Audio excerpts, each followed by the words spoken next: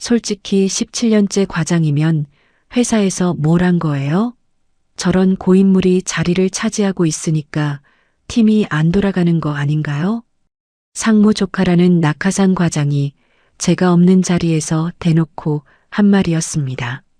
그 말을 전해 들었을 때 저는 웃으며 이렇게 대답했습니다. 뭐, 틀린 말은 아니지.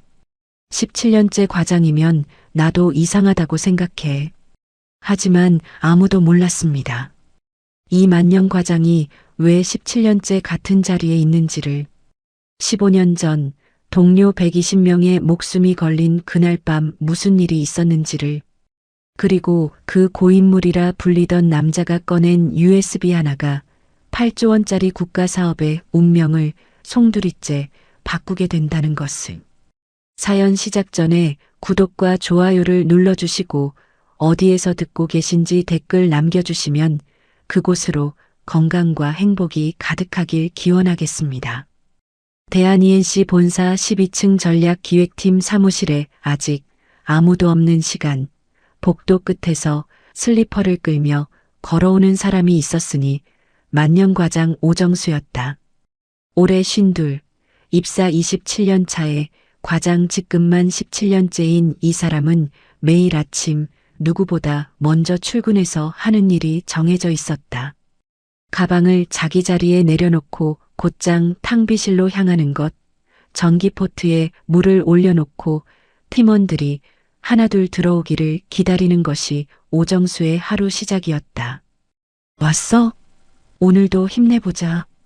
출입문이 열릴 때마다 오정수는 믹스커피를 한 잔씩 타서 건넸고 받아드는 쪽에서는 그게 너무 자연스러워서 고맙다는 말조차 잊을 정도였다. 막내 사원 한유진이 양손에 서류를 들고 허둥대며 들어오면 유진아 가방 먼저 내려놓고 이것부터 마셔라며 자리까지 가져다 주는 사람이 오정수였고 대리 3년차 박재윤이 눈을 비비며 출근하면 재윤아 어제 야근했지? 오늘은 좀 일찍 보내줄게라며 커피잔을 쥐어주는 사람도 오정수였다. 이 팀에서 오정수의 위치는 독특했다. 직급은 과장이지만 과장의 권위를 내세우는 법이 없었고 나이는 팀 내 최고참이지만 꼰대 소리를 듣는 법도 없었다. 후배가 기획서를 들고 오면 자기 일을 젖혀놓고 같이 머리를 맞대는 것이 오정수의 방식이었는데 놀라운 것은 방향을 잡아주고 문장을 다듬어주면서도 절대 자기 이름을 올리지 않는다는 점이었다. 야, 이거 네가 쓴 거야? 기가 막히네. 여기 이 부분만 살짝 다듬으면 상무님이 바로 결제할 거다. 그렇게 후배 이름으로 올라간 기획서가 상무에게 칭찬을 받으면 오정수는 탕비실에서 믹스커피를 타며 혼자 피식 웃었고 그 모습을 본 적 있는 박재윤만이 그 웃음의 의미를 알고 있었다. 회식 자리에서는 막내보다 먼저 집게를 들고 고기를 올렸으며 팀원 누군가가 표정이 어두우면 어김없이 밥이나 먹자라고 끌고 나가서는 소주 한 잔 앞에 두고 말없어 들어주는 사람이었다. 한 번은 이런 일이 있었다. 신입사원 한유진이 입사 첫 달에 작성한 시장 분석 보고서가 팀장에게 퇴짜를 맞은 적이 있었는데 한유진이 화장실에서 몰래 눈물을 닦고 나오는 걸 오정수가 봤던 것이다. 오정수는 아무 말 없이 자기 자리로 돌아갔고 퇴근 시간이 되자 한유진의 책상 위에 포스트잇 하나가 붙어 있었다. 유진아, 내일 아침에 같이 보자. 금방 고칠 수 있어. 다음 날 아침 오정수는 한유진보다 더 일찍 나와서 보고서를 펼쳐놓고 기다리고 있었고 1시간 동안 같이 수정한 그 보고서는 그날 오후 팀장의 결재를 단번에 받아냈다. 한유진이 과장님 이름도 같이 올릴게요라고 했을 때 오정수는 손사래를 치며 웃었다. 무슨 소리야? 이건 네가 쓴 거지. 내가 쓴 게 아니잖아. 또 한 번은 박재윤이 중요한 프레젠테이션을 앞두고 밤새 준비했는데 당일 아침에 노트북이 고장나서 자료가 날아간 적이 있었다. 박재윤이 새파랗게 질려 있을 때 오정수가 조용히 USB 하나를 건넸는데 거기에는 박재윤이 작업하던 파일의 백업본이 들어 있었다. 박재윤이 어떻게 이걸 가지고 있냐고 물었을 때 오정수는 대수롭지 않다는 듯 말했다. 어제 네가 퇴근하고 나서 혹시 몰라서 하나 복사해뒀어. 중요한 발표잖아. 그런 사람이었다. 자기를 위해서는 아무것도 챙기지 않으면서 남을 위해서는 아무도 모르게 챙겨두는 사람. 팀원들은 오정수를 진심으로 좋아했고 그 이유는 단순했다. 자기 성과에 욕심이 없으면서도 남의 성과에는 진심으로 기뻐해주는 사람. 그런 사람은 어느 조직에서든 드물기 때문이었다. 그런데 이 유쾌한 만년 과장에게는 전략기획팀 그 누구도 모르는 과거가 하나 있었다. 15년 전 대한ENC가 창사 이래 최대 규모의 구조조정을 단행하던 시기였다. 글로벌 금융위기의 여파로 건설 경기가 바닥을 쳤고 사측은 생산직 120명의 정리해고를 통보하며 칼을 빼들었다. 당시 노조위원장이었던 사람이 바로 과장 2년차의 오정수였는데 37의 젊은 위원장은 석 달간 사측과 정면으로 맞서 싸웠고 밤새 협상 테이블에 앉아 논리와 수치로 경영진을 몰아붙인 끝에 단 한 명의 해고도 없이 막아냈다. 그 석 달간의 싸움은 처절한 것이었다. 사측은 구조조정 전문 컨설팅 펌까지 투입해서 해고의 정당성을 주장했지만 오정수는 회사의 재무제표를 한 줄 한 줄 분석해가며 인건비 삭감 없이도 경영 정상화가 가능하다는 대안을 제시했고 그 대안의 정밀함에 사측이 고용한 컨설턴트들조차 반박을 못했다는 이야기가 사내에 전설처럼 남아 있었다. 노조원들 사이에서는 오 위원장이 경영진보다 회사 사정을 더 잘 안다는 말이 돌았을 정도였다. 대신 그가 치른 대가는 혹독했다. 그의 인사 시즌, 특별 승진이 가능한 실적을 쌓았지만 차기 차장 승진 명단에서 오정수의 이름은 조용히 빠져 있었고 그 이후로 어떤 인사 시즌에도 그의 이름이 올라오는 일은 다시 없었다.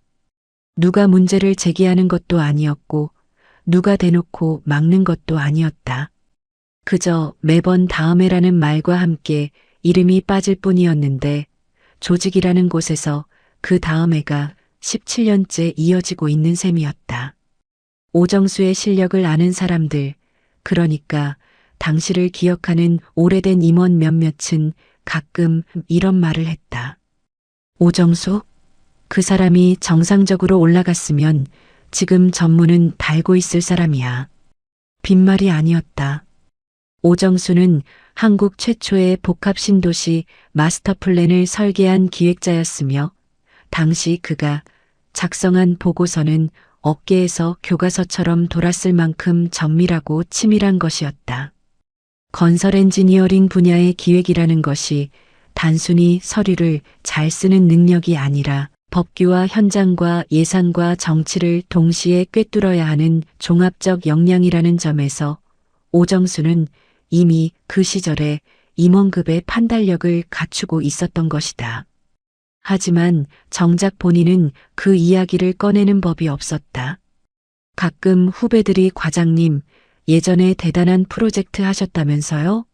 라고 물으면 손사래를 치며 웃어넘기는 것이 전부였다. 에이, 옛날 이야기하면 뭐하나. 지금 이 팀이 잘 되면 되지. 그래서 전략기획팀의 젊은 팀원들은 몰랐다. 매일 아침 자신들에게 믹스커피를 타주고 기획서를 같이 봐주고 회식 때 고기를 구워주는 이 사람 좋은 만년과장이 한때 120명의 생계를 어깨에 짊어지고 경영진 앞에 홀로 섰던 사람이라는 것을, 그리고 그 대가로 17년이라는 시간을 같은 자리에 묶여 있으면서도 단 한 번도 불평하거나 억울해하는 내색을 보인 적이 없다는 것을. 오정수는 오늘도 탕비실에서 전기포트 물이 끓기를 기다리며 출입문 쪽을 바라보고 있었다. 곧 팀원들이 하나둘 들어올 시간이었다. 그해 봄 전략기획팀에 경력직 과장이 한 명 발령받았다. 강민혁 34. 이력서만 놓고 보면 흠잡을 데가 없는 사람이었다. 명문대 경영학과를 수석으로 졸업한 뒤 미국계 컨설팅 펌에서 4년, 국내 대기업 기획실에서 2년을 거쳤으니 경력직 과장으로 들어오는데 서류상 하자는 없었다. 면접도 받고 절차도 밟았고 인사위원회 결재도 떨어졌다. 다만 사내에서 입을 모아 수군거리는 것이 하나 있었으니 강민혁이 경영관리본부 김태진 상무의 조카라는 사실이었다. 누구도 대놓고 낙하산이라고 말하지는 않았지만 전략기획팀처럼 사내에서 핵심 부서로 꼽히는 곳에 경력직 과장이 곧바로 배치되는 것은 아무리 이력이 좋아도 흔한 일이 아니었기에 사람들은 저마다의 방식으로 고개를 끄덕일 뿐이었다. 강민혁은 첫 출근 날부터 달랐다. 팀원들에게 인사를 돌리는 자리에서부터 해외 컨설팅 펌 시절의 프로젝트 사례를 영어 약자로 쏟아냈고 글로벌 트렌드와 디지털 전환이라는 단어를 문장 사이사이에 끼워 넣으며 팀 분위기를 장악하려 들었다. 맞은편에 앉은 박재윤이 작성 중이던 보고서를 슬쩍 들여다보더니 이거 아직도 이런 포맷으로 쓰세요? 글로벌 스탠다드는 진작에 바뀌었는데 라고 가볍게 한마디를 던졌는데 그 한마디에 담긴 것은 조언이 아니라 자기 위치를 확인시키려는 성급기였다. 그리고 강민혁의 시선이 오정수에게 닿았다. 오정수의 자리는 창가 구석이었다. 낡은 양복 위에 조끼를 걸치고 모니터 옆에는 형광펜으로 줄 그은 법규집이 쌓여 있었으며 화면에 띄워진 엑셀 서식은 한눈에 봐도 연식이 느껴지는 것이었다. 책상 한쪽에는 믹스커피 봉지가 담긴 바구니가 놓여 있었고 그 옆으로 팀원들 이름이 적힌 머그잔이 줄지어 있었는데 강민혁의 눈에는 그 모든 것이 시대에 뒤처진 풍경으로 보였을 것이다. 강민혁이 다가가서 명함을 내밀며 인사를 했고 오정수가 일어나서 양손으로 명함을 받으며 웃었다. 강 과장님 반갑습니다. 오정수예요. 앞으로 잘 부탁드려요. 강민혁이 명함을 받아들며 오정수의 자리를 한번 훑쳤다. 오 과장님, 입사 연차가 어떻게 되세요? 27년 됐어요. 과장 직급은 꽤 되셨죠? 네, 좀 됐죠. 오정수는 웃으며 넘겼지만 강민혁이 던진 질문의 의도는 팀원 누구나 알 수 있는 것이었다. 27년 차의 과장이라는 것은 이 조직에서 어떤 의미인지 강민혁은 첫날부터 정확하게 재고 있었던 것이다.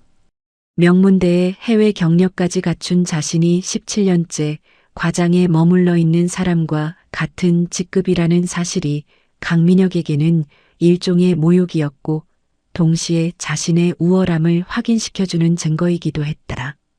며칠이 지나자 강민혁의 본색이 조금씩 드러나기 시작했다.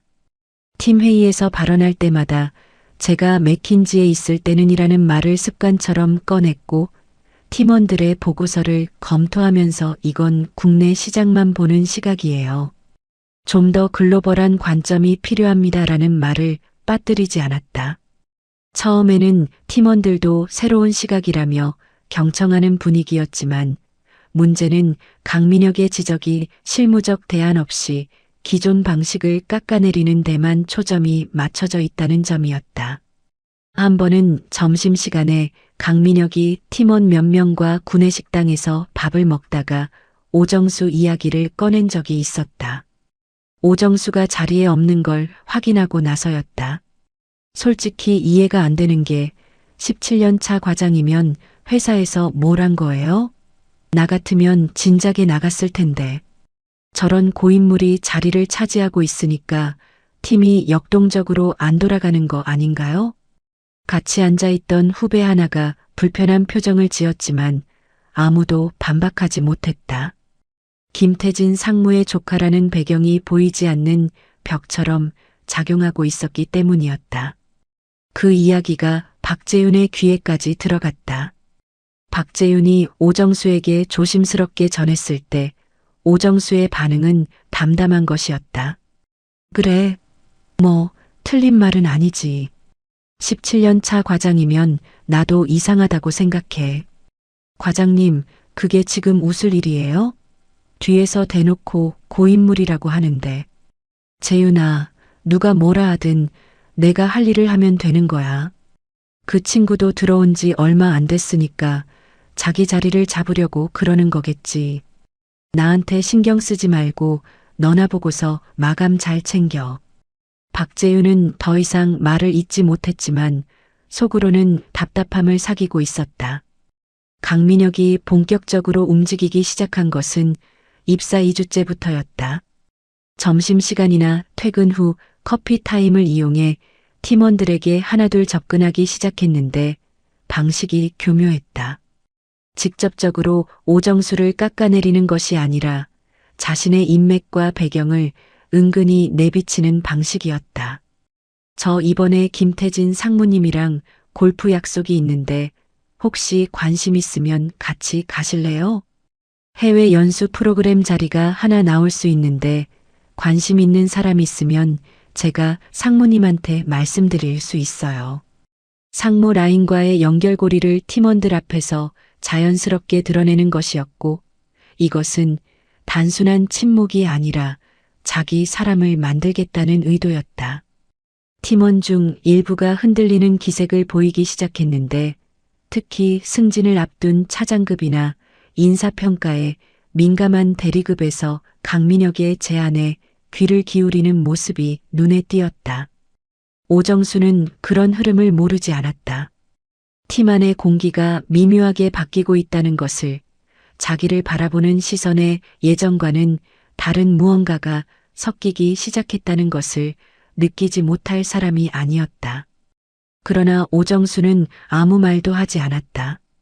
매일 아침 똑같이 탕비실에서 전기포트에 물을 올리고 출근하는 팀원에게 믹스커피를 타서 건넸으며 후배가 기획서를 들고 오면 여전히 자기 일을 젖혀놓고 같이 봐주었다.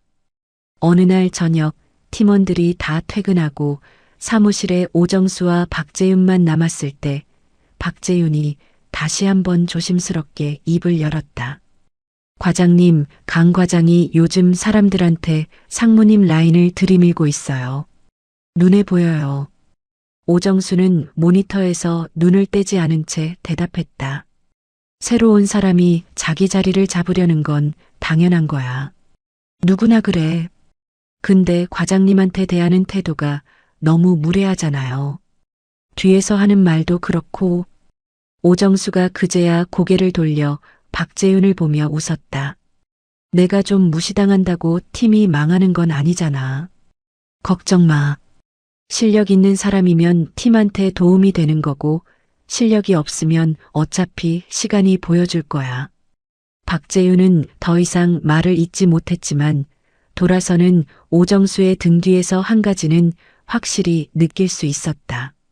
과장님은 다 알고 있다는 것, 그리고 알면서도 기다리고 있다는 것을. 강민혁이 입사한 지 한 달이 지나면서 팀 안의 분위기는 눈에 띄게 달라져 있었다. 겉으로는 크게 바뀐 것이 없어 보였지만 회의 때 발언 순서가 달라졌고 보고서, 검토 흐름이 달라졌으며 팀장에게 올라가는 보고 라인에 강민혁이 자연스럽게 끼어들기 시작한 것이 결정적이었다. 김태진 상무가 팀장에게 직접 전화를 걸어 강 과장한테 좀 더 기회를 줘봐. 능력 있는 친구니까라고 말했다는 소문이 돌았고 그 이후로 팀장의 태도도 미묘하게 기울기 시작했다. 그런 흐름 속에서 터진 것이 산업단지 기획안 사건이었다. 오정수가 2주간 공을 들여 작성한 지방산업단지 활성화 기획안이 팀 회의 안건으로 올라온 날이었다. 오정수가 직접 만든 기획안이 회의 테이블에 올라오는 것 자체가 오랜만의 일이었는데 그동안은 후배들의 보고서를 뒤에서 다듬어 주는데 시간을 쏟느라 자기 이름으로 기획안을 올릴 여유가 없었기 때문이었다. 그 기획안에는 오정수만이 가진 것들이 담겨 있었다. 27년간 현장을 다니며 쌓아온 지자체 담당자들과의 인맥에서 얻은 생생한 현장 정보, 과거 유사 사업의 성공과 실패 사례에 대한 촘촘한 분석, 그리고 법규와 예산의 현실적 제약을 감안한 단계별 실행 로드맵까지.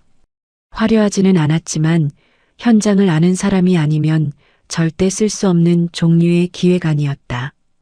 회의가 시작되고 오정수가 기획안을 설명하기 시작했을 때 강민혁이 끼어들었다. 잠깐만요, 오 과장님.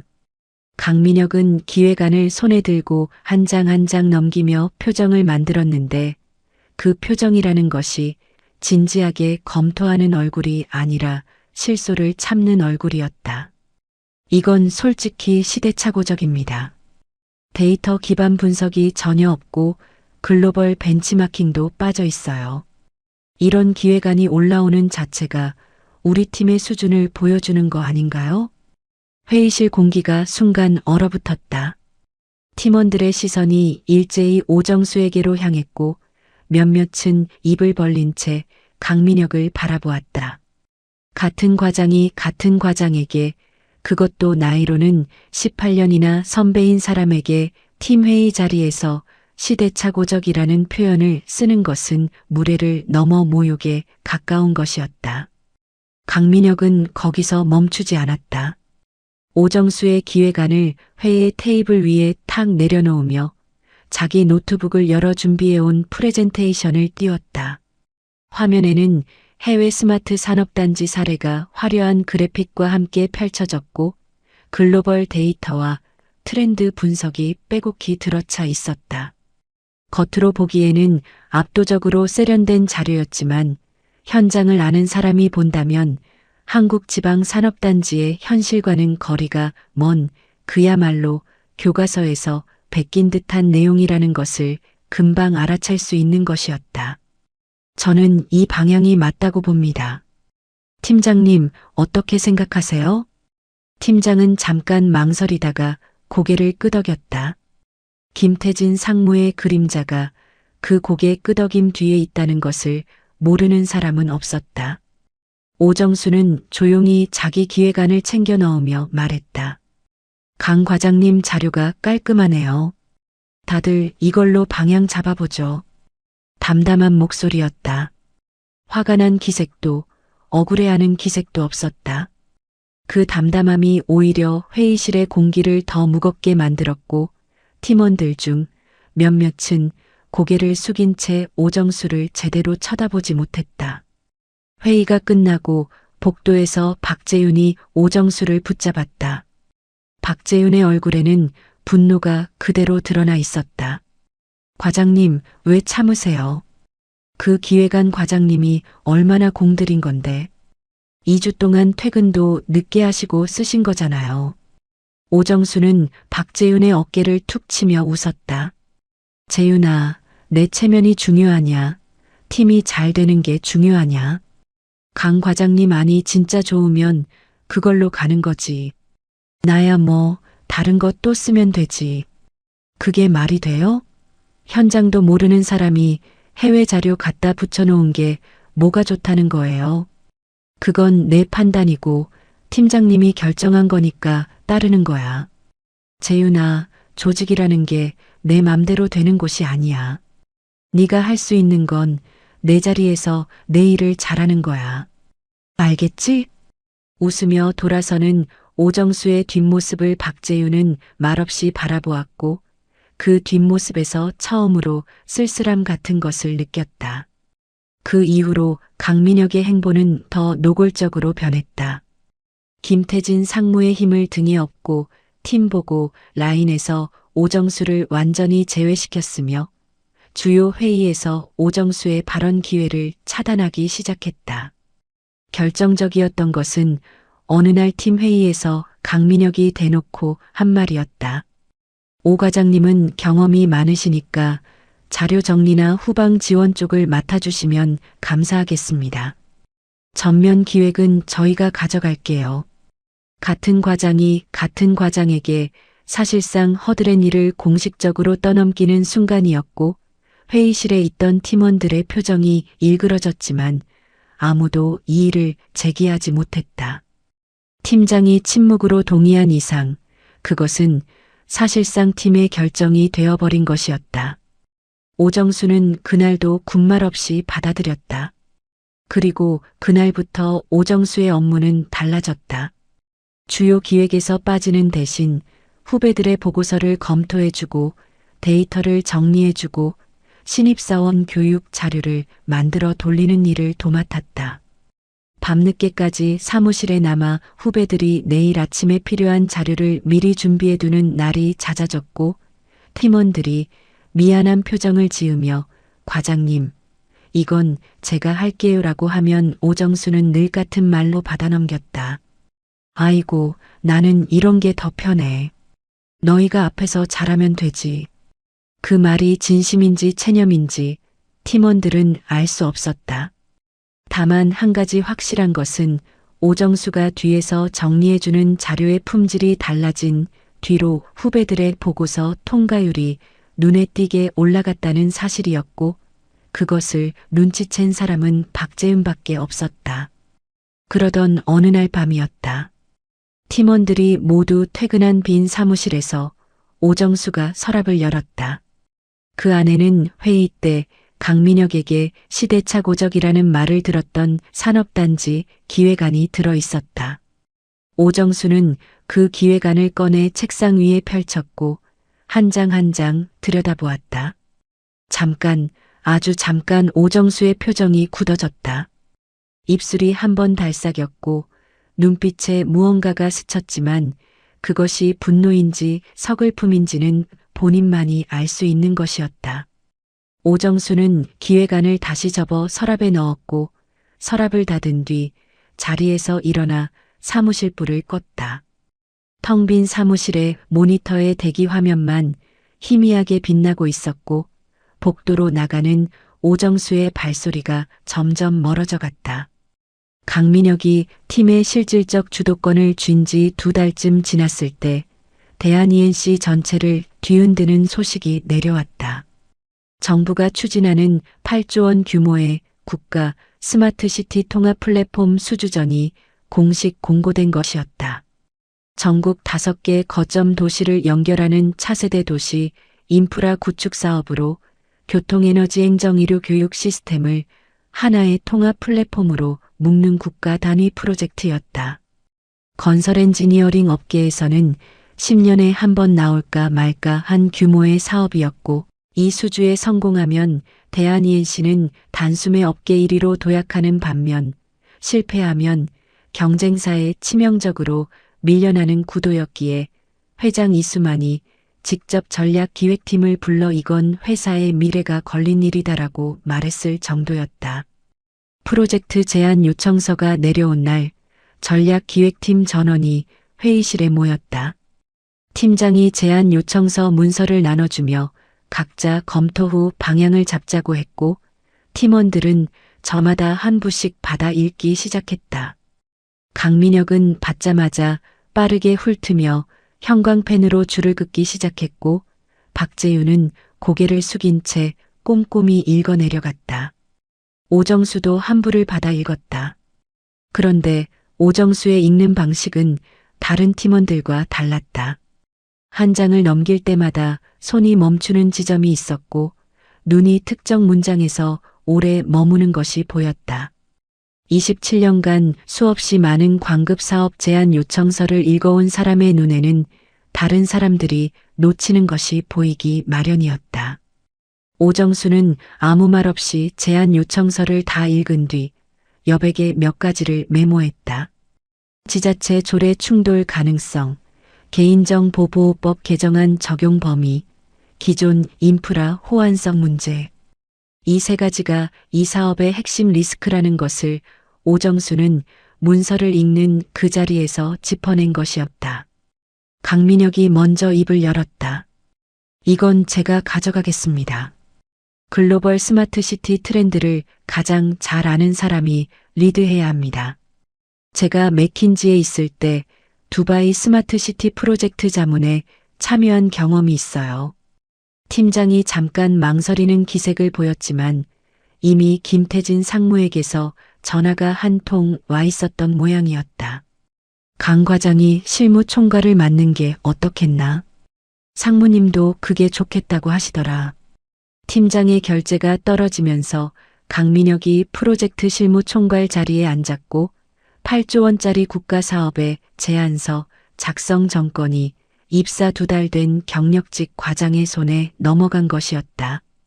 강민혁은 실무 총괄을 맡자마자 첫 번째로 한 일이 오정수를 배제하는 것이었다.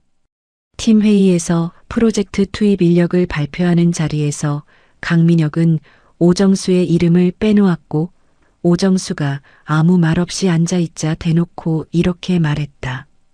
오 과장님, 이번 프로젝트는 워낙 속도가 중요해서요. 과장님은 지금까지 고생 많으셨으니까 이번에는 좀 쉬세요. 연차 소진도 하실 겸 휴가 다녀오시는 게 어떨까요? 회의실 공기가 묘하게 가라앉았다.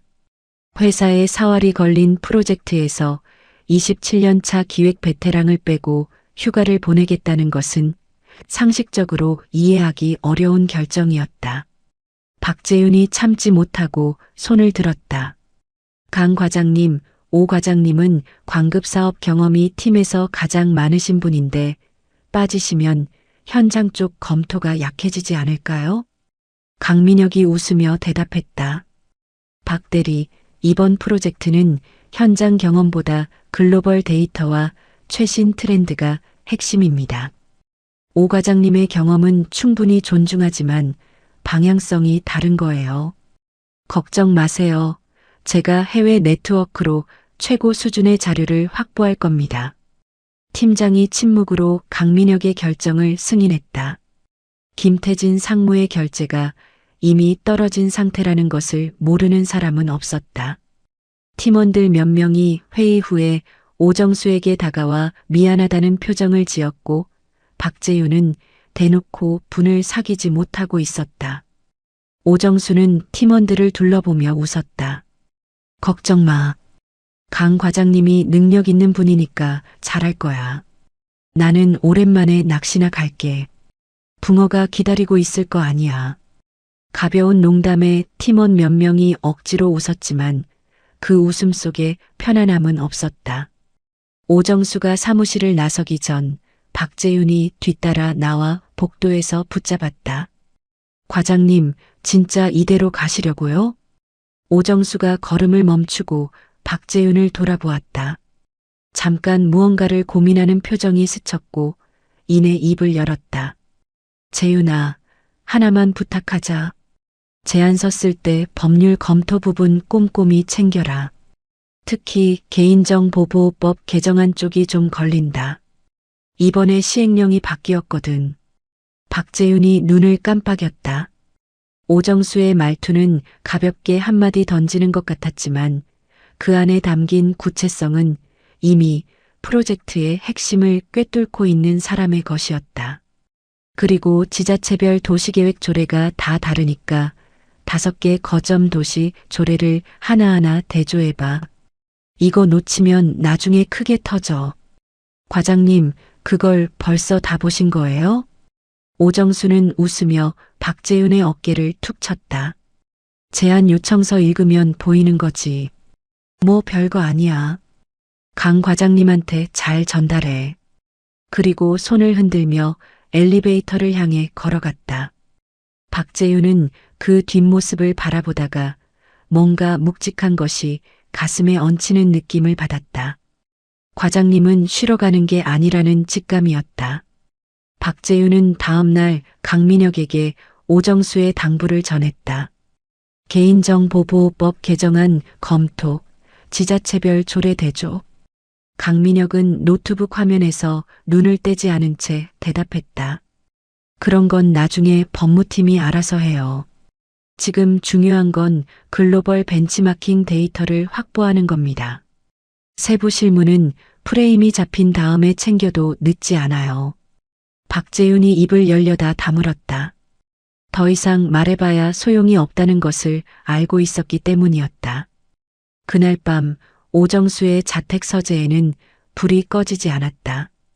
책상 위에는 낮에 출력해온 제안 요청서 사본이 펼쳐져 있었고 노트북에는 국가법령정보센터 홈페이지가 열려 있었다. 스마트시티 관련 법규, 5개 거점 도시의 도시계획 조례, 개인정보보호법 시행령 개정 내용, 기존 도시, 인프라, 기술 규격.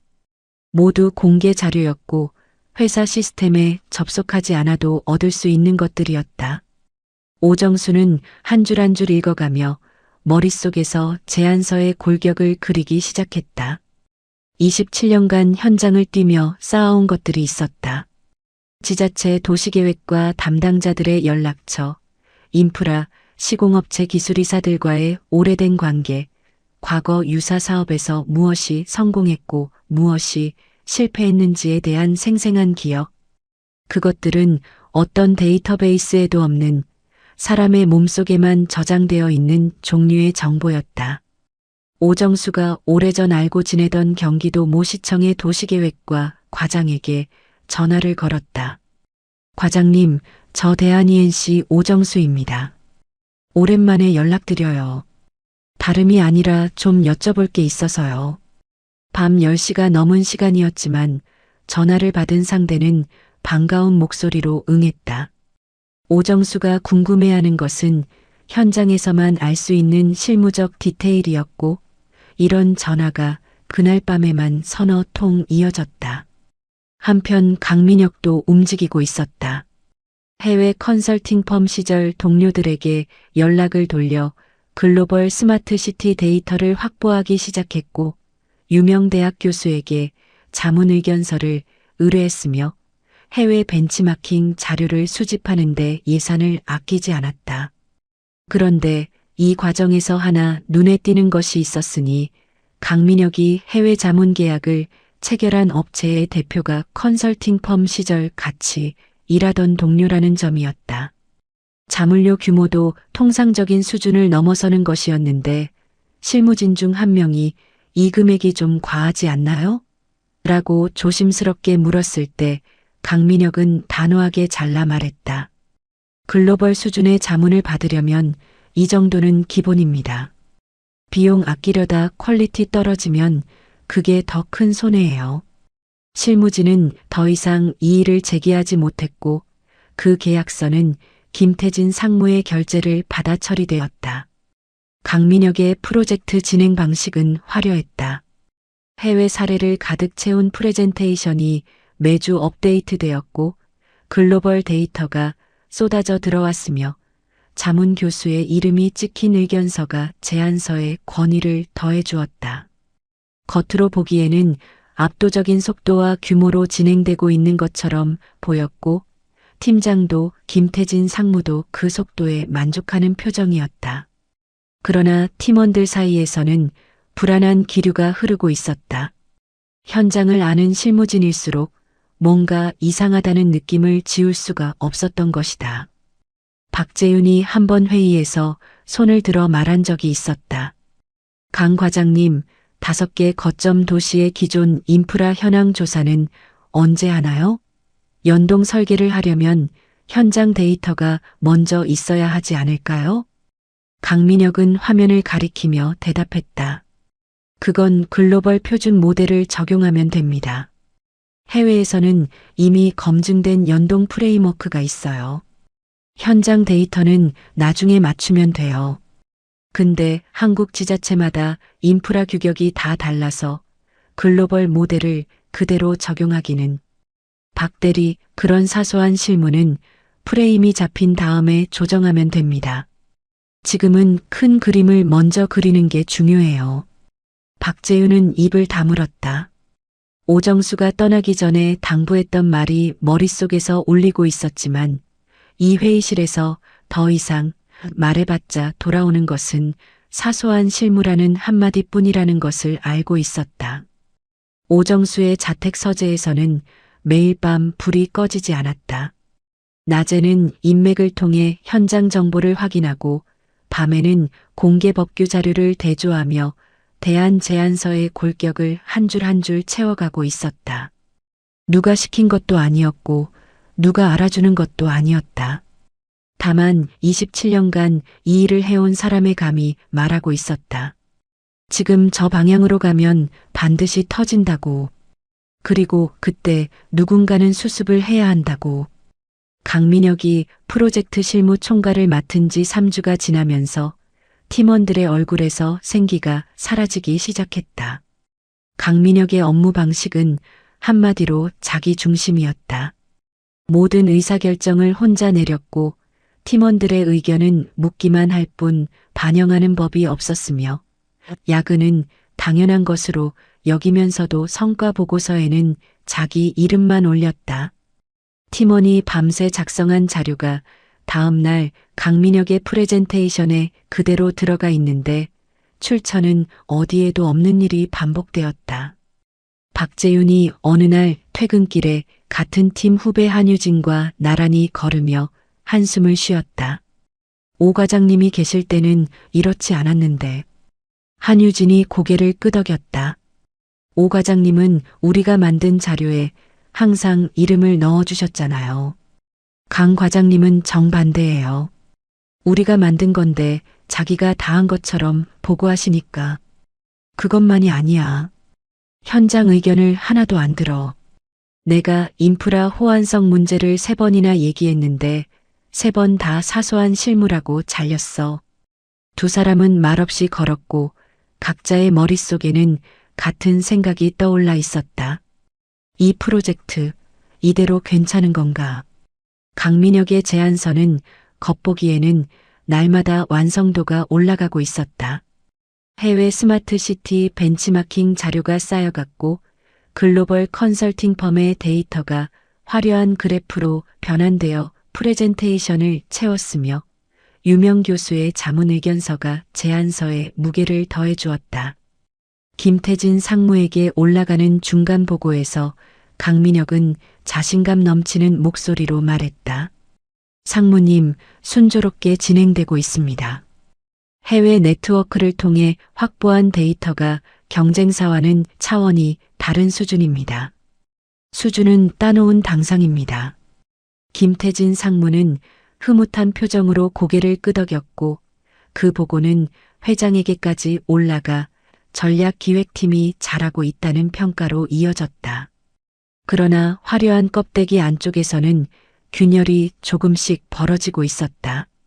강민혁이 총동원한 해외 데이터들은 한 가지 치명적인 공통점을 갖고 있었으니 한국의 현장을 모른다는 것이었다.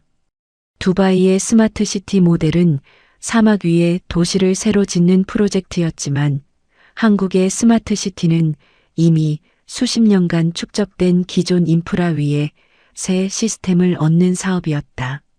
싱가포르의 데이터 플랫폼 구조를 그대로 가져왔지만 한국의 개인정보보호법은 싱가포르와 근본적으로 체계가 달랐다.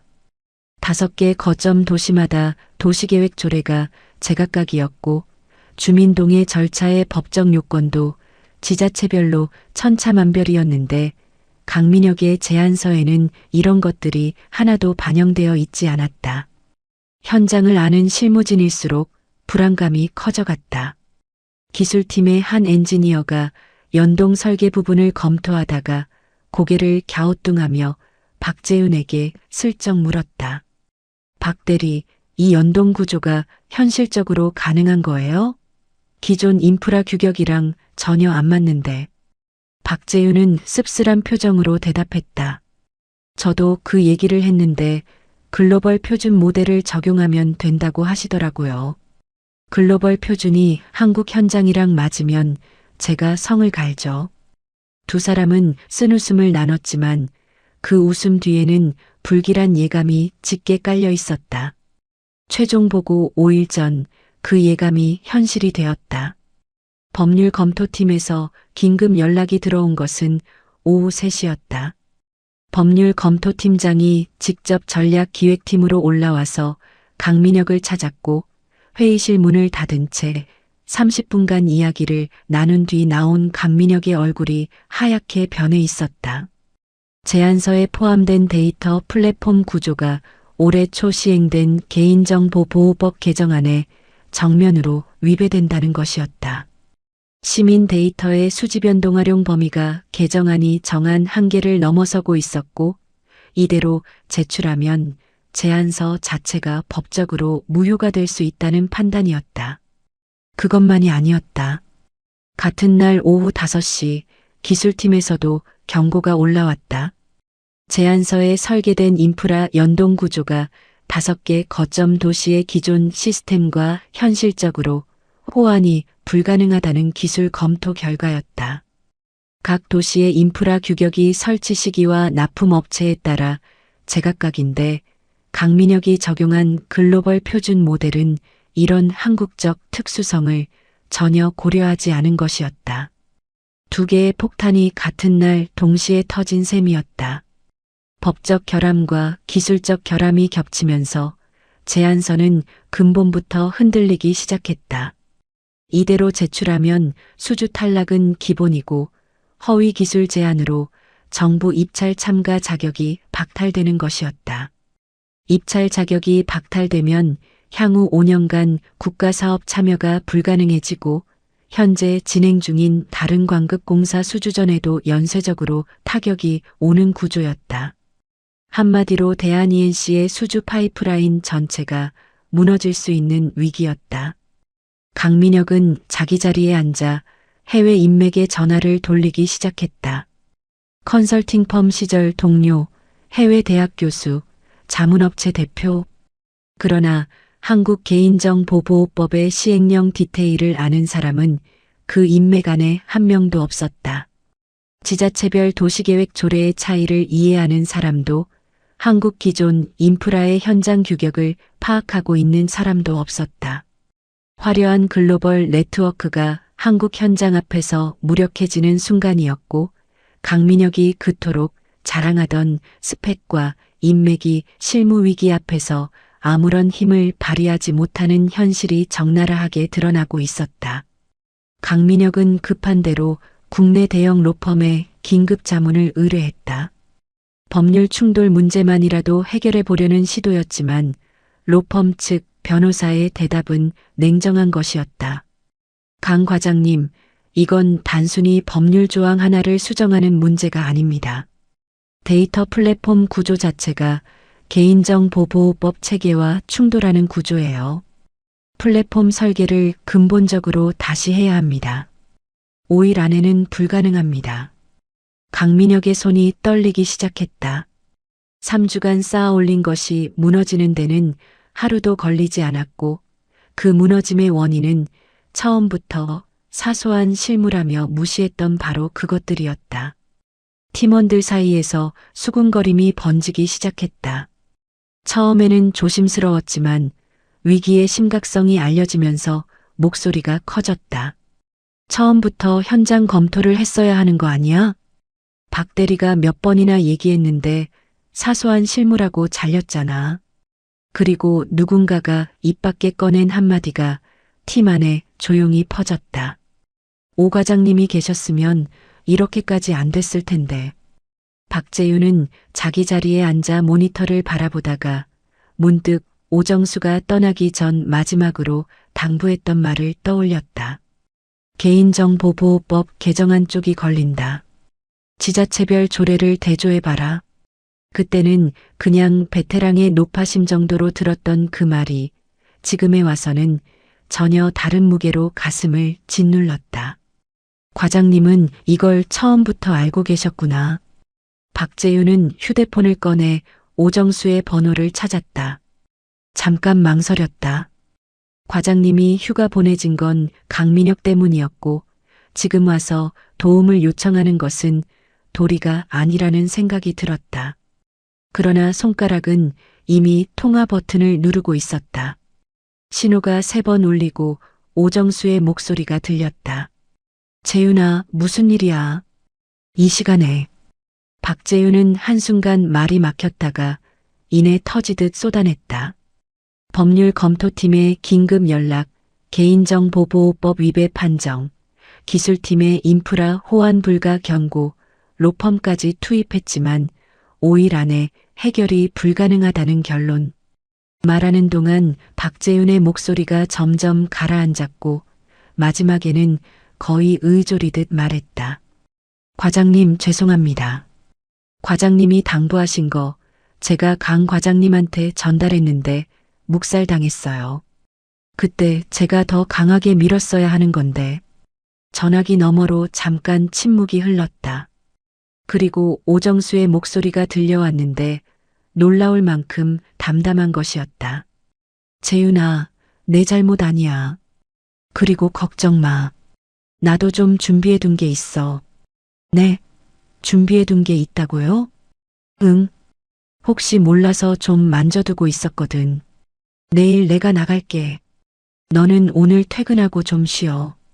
전화를 끊은 뒤 박재윤은 한동안 휴대폰을 들여다보며 움직이지 못했다. 과장님은 알고 있었다. 이렇게 될 줄 알고 있었고 혼자서 무언가를 준비하고 있었다. 밀려나면서도 배제당하면서도 이 팀과 이 회사를 끝까지 놓지 않고 있었던 것이다. 한편 밤 11시 강민혁은 텅 빈 회의실에 혼자 앉아 노트북 화면을 들여다보고 있었다. 화면에는 수정이 불가능한 수준으로 엉킨 제안서가 떠 있었고 옆에는 로펌에서 보내온 근본적 재설계 필요라는 검토 의견서가 놓여 있었다. 강민혁의 얼굴에서 그동안의 자신감은 흔적도 없이 사라져 있었고 남아있는 것은 공포뿐이었다. 이대로 가면 자신의 커리어는 끝이었고 김태진 상무에게까지 불똥이 튄다는 것을 강민혁 자신이 가장 잘 알고 있었다. 다음 날 아침 대한ENC 본사에는 비상이 걸려 있었다. 전날 밤 법률검토팀장이 올린 긴급 보고서가 경영진을 타고 올라갔고 기술팀의 경고까지 합쳐지면서 밤새 임원들의 전화기가 쉬지 않고 울렸다. 8조 원 규모의 국가사업 제안서에 법적 결함과 기술적 결함이 동시에 발견되었다는 소식은 대한ENC의 규모를 감안하면 산해 지진이나 다름없는 것이었다. 김태진 상무는 아침 일찍 전략기획팀에 내려왔다. 강민혁을 회의실로 불러 문을 닫고 30분 넘게 이야기를 나눴는데 회의실 유리병 너머로 보이는 두 사람의 표정은 한쪽은 다그치는 얼굴이었고 한쪽은 고개를 숙인 얼굴이었다. 회의실에서 나온 김태진 상무는 팀장에게 지시를 내렸다. 시간을 더 달라고 해봐. 최종 보고 일정을 일주일만 연기할 수 있는지 발주처에 확인해.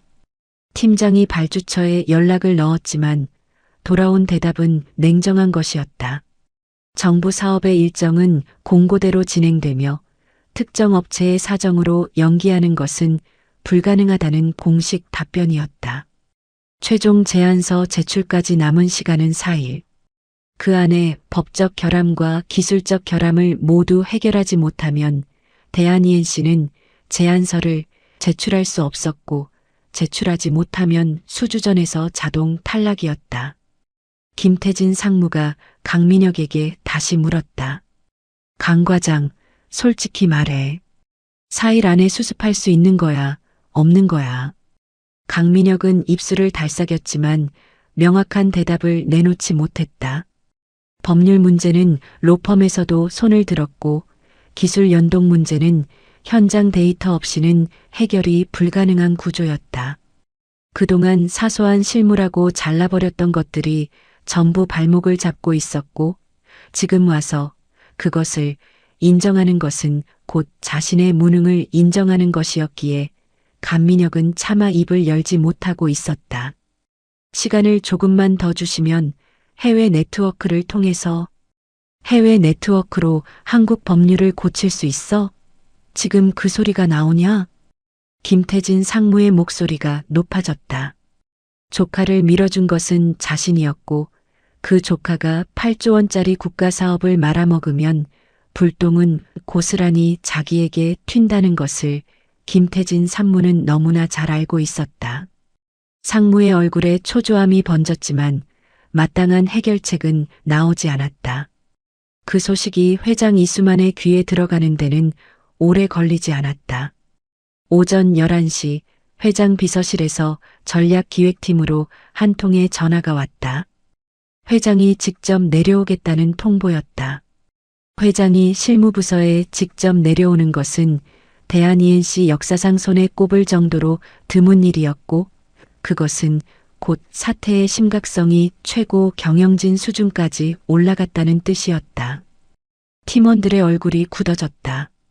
강민혁은 자기 자리에 앉아 노트북 화면을 들여다보고 있었지만 화면을 보는 것인지 허공을 보는 것인지 알 수 없는 표정이었다. 김태진 상무는 회의실 안을 서성이며 전화기를 만지작거렸고 팀장은 보고 자료를 정리하는 척했지만 손이 떨리고 있었다. 오후 1시 회장 이수만이 전략기획팀에 도착했다. 65의 회장은 건설 현장에서 잔뼈가 굵은 사람답게 말이 짧고 직설적인 것으로 유명했다. 회의실에 들어서자마자 자리에 앉으며 입을 열었다. 상황 보고해.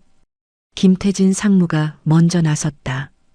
법률 검토팀의 의견과 기술팀의 경고를 요약하면서 되도록 사태를 가볍게 포장하려는 것이 역력했다. 회장님, 일부 법률적 쟁점이 발견되었습니다만 수정 가능한 범위 내에 있다고 판단하고 있습니다. 기술팀 쪽 지적도 설계 조정으로 해결이 가능합니다. 회장이 김태진 상무를 바라보았다. 그 눈빛은 차가운 것이었다. 일부 법률적 쟁점, 로펌에서 근본적 재설계가 필요하다고 했다며 기술팀은 현실적으로 호환 불가라고 했고 그걸 수정 가능한 범위라고 하는 건가? 김태진 상무의 얼굴이 딱딱하게 굳었다. 회장은 이미 법률 검토팀장과 기술팀장에게서 직접 보고를 받은 뒤였고 김태진 상무가 사태를 축소하려 한다는 것을 간파하고 있었다. 강 과장, 회장이 강민혁을 불렀다. 강민혁이 자리에서 일어섰는데 평소의 당당함은 온데간데 없이 어깨가 움츠러들어 있었다. 네, 회장님. 도대체 어떻게 된 건가? 8조짜리 국가사업을 이따위로 준비한 거야? 법률 검토도 안 하고 현장 확인도 안 하고 해외 자료만 갖다 붙여놓은 게 제안서야? 회의실이 얼어붙었다. 강민혁이 입을 열려 했지만 나오는 것은 변명뿐이었다. 회장님, 법률 환경이 예상과 달라서 개인정보보호법 시행령이 올해 초에 바뀌었는데 그 부분을 미처 시행령이 바뀐 건 올해 1월이야. 제안서 작업 시작한 게 석 달 전이고 석 달 동안 바뀐 법률 하나를 확인 안 했다고? 그리고 기존 인프라 호환 문제는? 이건 법률이 아니라 기본 중에 기본 아닌가? 강민혁이 대답하지 못했다. 김태진 상무가 끼어들려 했다. 회장님, 강 과장이 해외 네트워크를 통해 최고 수준의 데이터를 확보한 건 사실이고 방향 자체는 틀리지 않았습니다. 실무적인 보완만 이루어지면. 김상무 회장의 목소리가 낮아졌다. 낮아진 만큼 무게가 실리는 목소리였다. 지금 변명할 시간이 아니야. 4일 남았어. 이 제안서를 살릴 수 있는 건가, 없는 건가. 그것만 대답해. 회의실에 침묵이 내려앉았다. 김태진 상무도 강민혁도 팀장도 아무도 입을 열지 못했다. 4일 안에 법적 결함과 기술적 결함을 동시에 해결하면서 제안서를 완성한다는 것은 이 회의실에 있는 누구의 능력으로도 불가능한 일이었다. 회장이 테이블을 한번 짚으며 말했다. 그래서 어쩔 건가? 바로 그 순간이었다. 회의실 문이 열렸다. 문 앞에 서 있는 사람은 낡은 서류 가방을 든 오정수였다. 면도를 깨끗이 한 얼굴에 다림질한 양복을 입고 있었지만 눈 밑에 며칠간 밤을 새운 흔적이 남아 있었다. 회의실 안의 모든 시선이 일제히 오정수에게로 향했다. 팀원들의 눈이 커졌고 박재윤은 입술을 꽉 깨물었으며 강민혁은 얼굴이 굳어진 채 오정수를 바라보았다. 오정수는 회의실 안으로 한 걸음 들어서며 회장을 향해 고개를 숙였다. 회장님 실례합니다. 전략기획팀 오정수 과장입니다. 제가 한 가지 보고 드려도 되겠습니까? 회장이 오정수를 올려다보았다. 이름이 낯익은 듯 혹은 어디선가 본 듯한 표정이 회장의 얼굴에 스쳤지만 바로 떠올리지는 못하는 눈치였다. 오 과장, 지금 이 상황에서 보고할 게 있다는 건가? 네. 이 프로젝트에 대한 대안 제안서를 준비해 왔습니다. 오정수가 서류 가방에서 USB 하나를 꺼내 들었다. 그리고 회의실 테이블 위에 놓인 노트북을 향해 한 걸음 다가서며 조용히 물었다. 회의실 노트북 사용해도 되겠습니까? 회장이 고개를 끄덕이자 오정수는 USB를 꽂고 파워포인트 파일을 열었다. 화면에 뜬 것은 강민혁의 프레젠테이션과는 완전히 다른 것이었다. 화려한 그래픽도 애니메이션 효과도 없었다. 흰 바탕에 검은 글씨, 필요한 도표와 구조도만 들어간 슬라이드였지만 표지에 적힌 제목 아래로 목차가 촘촘하게 이어져 있었고 슬라이드 수만으로도 상당한 작업량이 들어갔다는 것을 한눈에 알 수 있었다. 강민혁이 얼어붙은 표정으로 오정수를 바라보았다. 김태진 상무의 눈이 가늘어졌다. 그리고 회장의 옆에 앉아있던 오래된 임원 하나, 경영지원본부의 정 전무가 오정수의 얼굴을 한참 들여다보더니 나지막하게 중얼거렸다. 잠깐, 오정수? 그때 그 사람이야. 신도시 마스터플랜. 정 전무의 중얼거림은 작은 소리였지만 조용한 회의실에서 또렷하게 울렸다. 회장의 눈빛이 달라졌다. 15년 전 한국 최초의 복합 신도시 마스터플랜. 업계를 뒤흔든 그 보고서를 쓴 사람이 아직 이 회사에 있었다는 것을, 그것도 과장 직급으로 있었다는 것을 회장은 그 순간에야 떠올린 것이었다. 회장이 천천히 입을 열었다. 오 과장, 보고해보게. 오정수는 고개를 한번 숙인 뒤 첫 번째 슬라이드로 넘겼다. 이 순간을 위해 밤잠을 줄여가며 준비한 것들이었고 27년이라는 시간이 만들어낸 것들이었다. 오정수가 슬라이드를 넘기는 동안 회의실 안의 모든 사람이 숨을 죽이고 있었다. 화면에 뜬 슬라이드는 군더더기가 없었다. 핵심 문제가 무엇이고 원인이 어디에 있으며 대안이 무엇인지가 한 장에 하나씩 정리되어 있었다. 화려함과는 거리가 먼 슬라이드였지만 볼 사람이 보면 한 장 한 장에 담긴 밀도가 보통이 아니라는 것을 알 수 있는 것이었다. 오정수가 입을 열었다. 목소리는 조용했지만 한 글자도 흐트러지지 않는 정확한 것이었다. 회장님, 현재 제안서의 핵심 문제는 크게 두 가지입니다. 첫째, 데이터 플랫폼 구조가 개인정보보호법 개정안과 충돌합니다. 둘째, 기존 인프라와의 연동 설계가 현실적으로 불가능한 구조입니다.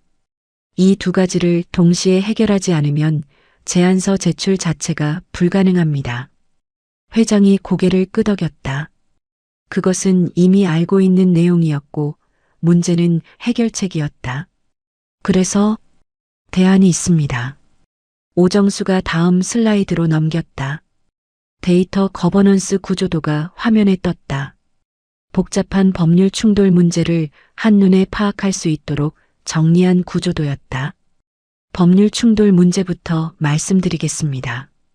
현재 제안서는 시민 데이터를 중앙 플랫폼에서 통합 수집 관리하는 구조로 되어 있는데 이것이 개인정보보호법 제15조와 제17조 그리고 올해 시행된 시행령 개정안에 전면으로 위배됩니다.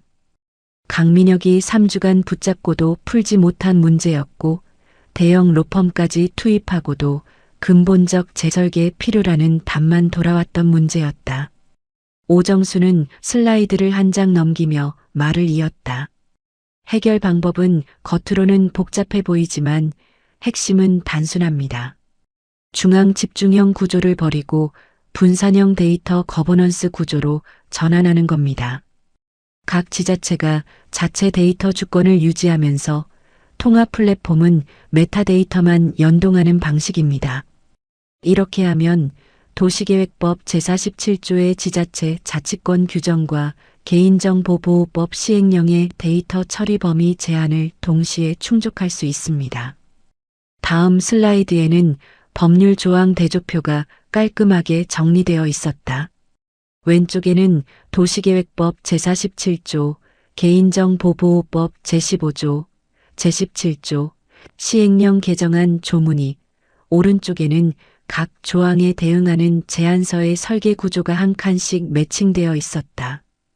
법률과 기술이 한 장의 슬라이드 위에서 교차하며 맞물려 있는 모습이었는데 이것을 만든 사람이 변호사가 아니라 기획자라는 사실이 놀라운 것이었다. 회장의 옆에 앉아있던 정 전무가 화면을 들여다보다가 고개를 천천히 들었다. 얼굴에 놀라움이 번져 있었다. 로펌의 변호사 여러 명이 매달려도 풀지 못한 법률 충돌을 기획자가 슬라이드 2장으로 정리해낸 것이었다. 두 번째, 인프라 연동 문제입니다. 오정수가 다음 슬라이드로 넘겼다.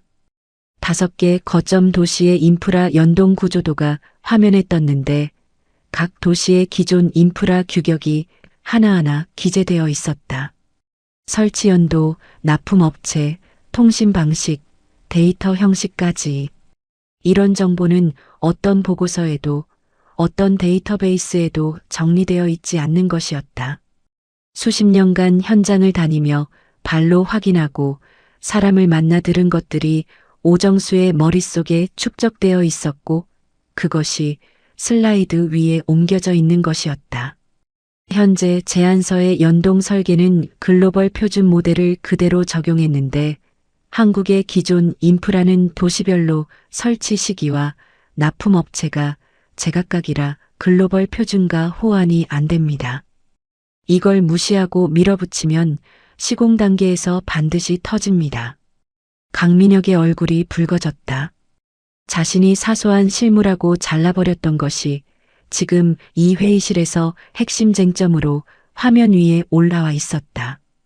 대안은 하이브리드 연동 모델입니다. 오정수가 구조도의 핵심 부분을 가리켰다. 신규 시스템과 기존 인프라 사이에 변환 레이어를 두는 겁니다. 각 도시의 기존 규격을 살리면서 상위 플랫폼과 연동하는 방식인데 이 모델의 원형은 15년 전 복합 신도시 마스터 플랜에서 이미 설계한 적이 있습니다. 당시에 구축한 인프라 호환 데이터베이스를 기반으로 각 도시의 현재 규격에 맞춰 조정하면 기존 인프라 활용률을 극대화하면서 신규 시스템과의 연동도 가능합니다. 정 전무가 나지막하게 말했다. 그 마스터 플랜 호환 모델. 당시 업계에서 처음 나온 개념이었지. 그걸 설계한 사람이 자네였어. 오정수는 대답 대신 다음 슬라이드로 넘겼다. 5개 거점 도시별 단계적 구축 로드맵이 화면에 떴다. 각 도시의 도시계획 조례에 맞춘 추진 일정, 주민동의 절차의 법적 요건을 반영한 단계별 스케줄, 예산 배분 구조까지. 지자체 실무를 모르는 사람이 보면 그저 빼곡한 표에 불과했겠지만 이 분야를 아는 사람이 보면 소름이 돋는 수준의 정밀함이었다. 오정수의 설명은 군더더기가 없었다. 화려한 수식어도 영어 약자도 자기 자랑도 없었다. 슬라이드 한 장을 넘길 때마다 문제가 정의되었고 원인이 짚어졌고 대안이 제시되었다. 강민혁이 3주간 해결하지 못한 법률 충돌과 기술 연동 문제가 오정수의 슬라이드 위에서 하나씩 풀려가는 과정을 회의실의 모든 사람이 지켜보고 있었다. 10분이었다. 오정수의 브리핑은 10분 만에 끝났다. 마지막 슬라이드를 띄우며 오정수가 말했다. 이 구조로 가시면 법적 리스크는 원천 차단되고 기술 연동 문제도 해결됩니다. 4일 안에 기존 제안서의 핵심 골격을 이 방향으로 전환하는 것은 가능합니다. 세부 작업은 팀원들과 함께하면 됩니다. 회의실에 정적이 내려앉았다. 아무도 입을 열지 못하는 시간이 흘렀다. 강민혁의 얼굴은 하얗게 변해 있었다. 자신이 해외 인맥을 총동원하고 글로벌 데이터를 쌓아 올리고 대형 로펌까지 투입해서 3주간 해결하지 못한 것을 이만영 과장이 슬라이드 몇 장으로 10분 만에 정리해버린 것이었다. 화려한 프레젠테이션과 영어 약자와 글로벌 네트워크가 만들어낸 것은 결국 껍데기에 불과했고 법규와 현장과 사람을 아는 27년의 깊이가 만들어낸 것은 진짜였다. 그 차이가 이 회의실에서 적나라하게 드러나고 있었다. 김태진 상무는 입을 열 수가 없었다. 자기가 밀어준 조카가 무너진 자리를 자기가 밀어낸 사람이 수습하는 꼴이었기 때문이었다. 회장 이수만이 천천히 오정수를 바라보았다. 오랜 시간이 흐른 것처럼 느껴지는 침묵이었지만 실제로는 몇 초에 불과했다. 회장의 눈빛에 여러 가지가 뒤섞여 있었다. 놀라움, 안도, 그리고 그 뒤에 감추어진 무언가. 17년간 과장 자리에 묶여 있었던 이 사람의 이력을 회장이 몰랐을 리 없었고 그 17년이 어디에서 비롯된 것인지를 회장이 기억하지 못할 리도 없었다. 회장이 입을 열었다. 목소리는 낮았지만 회의실 구석구석까지 또렷하게 닿는 것이었다. 이게 전략기획팀의 진짜 실력이군. 그 한마디에 회의실의 공기가 바뀌었다. 팀원들의 눈에 빛이 돌아왔고 박재윤은 고개를 숙인 채 입술을 깨물고 있었다. 오정수는 담담한 표정으로 서 있었다. 17년을 기다린 사람의 얼굴에 승리감이나 복수의 빛 같은 것은 보이지 않았다. 다만 자기가 해야 할 일을 했다는 그것으로 충분하다는 표정이 거기 있었다. 회장이 자리에서 일어나며 말했다. 오 과장, 이 프로젝트 네가 마무리해. 필요한 건 뭐든 지원해 줄 테니 4일 안에 끝내. 오정수가 고개를 숙였다. 알겠습니다, 회장님. 그리고 고개를 들어 팀원들을 둘러보며 이 사람다운 한마디를 덧붙였다. 다들 고생 많았어. 이제부터는 같이 하면 돼. 오늘 저녁은 내가 쏠게. 팀원 몇 명이 웃음을 터뜨렸고 그 웃음에는 안도와 감사와 미안함이 뒤섞여 있었다. 텅 빈 것 같던 회의실에 온기가 돌기 시작했고 오정수는 이미 소매를 걷어붙이며 자리에 앉고 있었다. 그로부터 4일간 전략기획팀은 불야성을 잃었다. 오정수가 잡아놓은 골격 위에 팀원들이 살을 붙여가는 작업이었는데 오정수의 일하는 방식은 강민혁의 것과는 근본적으로 달랐다. 모든 것을 혼자 결정하고 팀원들을 부품처럼 쓰는 대신 각자의 강점에 맞게 역할을 나누고 진행 상황을 공유하며 함께 완성해가는 방식이었다. 재윤아, 네가 법률 대조표 세부 항목을 채워줘. 개인정보보호법 쪽은 네가 제일 꼼꼼하니까. 유진아, 5개 도시별 인프라 현황 데이터 정리는 네가 맡아. 표 만드는 건 네가 나보다 낫잖아.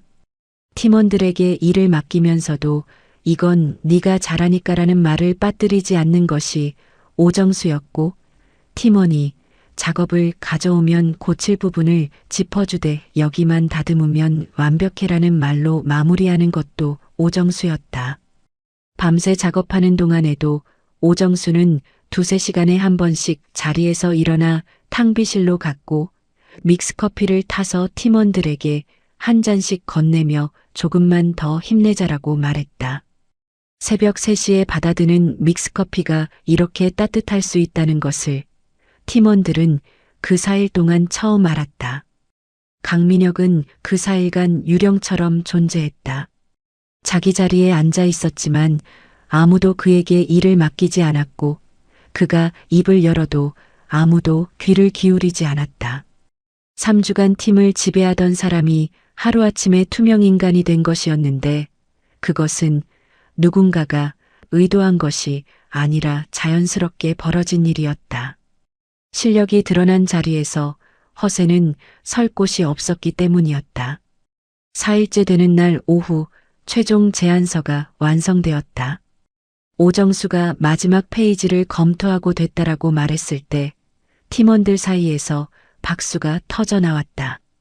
오정수는 쑥스러운 듯 손을 내저으며 내가 한 게 뭐 있다고.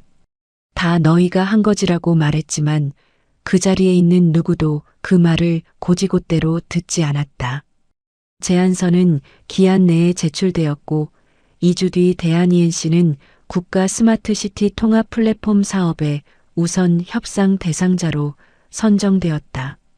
심사위원들의 평가서에는 법률 리스크에 대한 선제적 대응과 기존 인프라 활용 방안이 타 제안사 대비 압도적으로 우수하다는 문장이 들어 있었는데 그것은 오정수가 밤잠을 줄여가며 채워 넣은 바로 그 부분이었다. 수주 성공 소식이 전해진 날 대한ENC 본사 로비에 축하 현수막이 걸렸고 임원들의 축하 인사가 이어졌다. 그러나 축제 분위기 속에서 조용히 진행되는 것이 하나 있었으니 감사팀의 사후 조사였다. 프로젝트 과정에서 불거진 의혹들이 하나둘 수면 위로 올라왔다. 강민혁이 체결한 해외 컨설팅 자문 계약이 가장 먼저 도마에 올랐는데 감사팀이 자문업체의 실체를 파고들자 심각한 문제가 드러났다. 자문업체 대표는 강민혁의 컨설팅 펌 시절 동료였고 3억 2천만 원의 자문료가 지급되었지만 실질적인 자문 실적은 사실상 없는 것이나 다름없었다. 자문 보고서라고 제출된 것은 해외 공개 자료를 번역해서 편집한 수준이었으며 그 금액에 걸맞은 전문적 분석은 어디에도 들어있지 않았다. 거기에 더해 강민혁이 김태진 상무를 통해 프로젝트 관련 내부 정보를 외부에 유출한 정황까지 포착되었다. 경쟁사 입찰 전략에 참고가 될 수 있는 민감한 정보가 강민혁의 개인 이메일을 통해 외부로 나간 흔적이 감사팀의 디지털 포렌식에서 확인된 것이었다. 강민혁은 징계위원회에 회부되었고 허위 청구와 정보 유출 혐의로 징계해고 처분을 받았다. 징계위원회 당일 강민혁은 끝까지 업무상 필요한 지출이었다고 주장했지만 증거 앞에서 그 주장은 힘을 얻지 못했다. 명문대 수석 졸업, 해외 컨설팅 펌 경력, 화려한 프레젠테이션, 강민혁이 쌓아 올린 모든 것이 한꺼번에 무너지는 순간이었고 그 무너짐의 시작은 사소한 실무를 무시한 바로 그 지점이었다. 김태진 상무도 피해갈 수 없었다. 조카의 채용 과정에서의 영향력 행사, 프로젝트 총괄 배정 과정에서의 부당한 개입, 과도한 자문 계약에 대한 결제 책임이 겹치면서 사퇴 압력이 거세졌고 결국 김태진 상무는 잦은 사퇴의 형식으로 회사를 떠났다.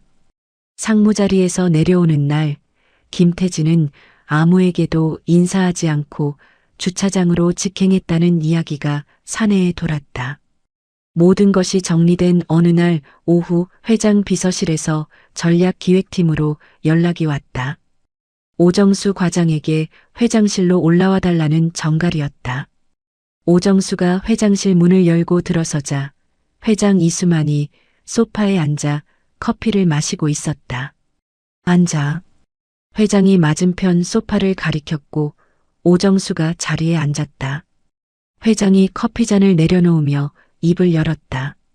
오 과장, 이번 일은 잔이가 아니었으면 회사가 큰일 날 뻔했어.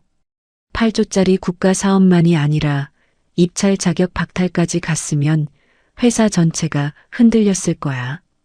과분한 말씀입니다, 회장님. 과분하긴. 내가 자네한테 할 말이 있어. 회장이 잠깐 말을 멈추었다가 이었다. 잔이가 17년간 과장에 머물러 있었던 이유를 내가 모르는 줄 알았나? 15년 전 구조조정 때 노조위원장으로 나서서 직원들 지켜낸 거, 그 대가로 승진이 막힌 거. 다 알고 있었어. 오정수의 표정이 잠깐 미세하게 흔들렸다.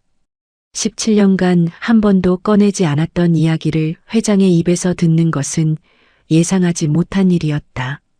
알고 계셨습니까? 알고도 바로잡지 못한 건 내 잘못이야. 조직이라는 게 한 번 굳어진 흐름을 되돌리기가 쉽지 않더라고. 그게 변명이 될 수는 없지만 회장이 오정수를 똑바로 바라보며 말했다. 전략기획본부장 자리를 맡아줬으면 해. 특별 승진이야. 자네가 받아야 할 자리를 17년 늦게 주는 거라고 생각해줘. 오정수는 잠깐 침묵했다. 17년이라는 시간의 무게가 그 침묵 속에 들어 있었다. 그러나 오정수의 입에서 나온 대답은 회장의 예상과는 다른 것이었다. 회장님, 감사합니다. 정말 감사합니다만 저는 과장이 좋습니다. 뭐? 제가 현장에 있어야 후배들이 편하게 일하거든요.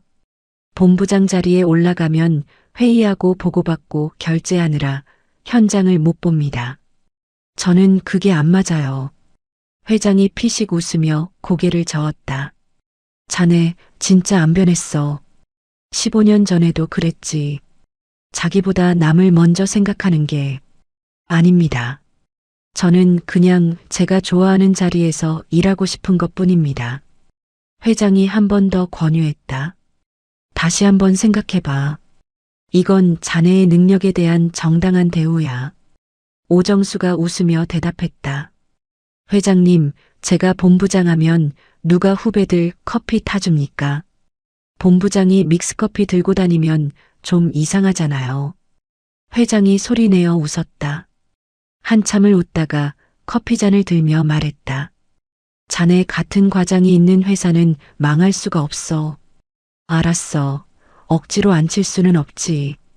대신 특별 공로 포상은 받아야 해. 이건 거절 못해. 그건 감사히 받겠습니다.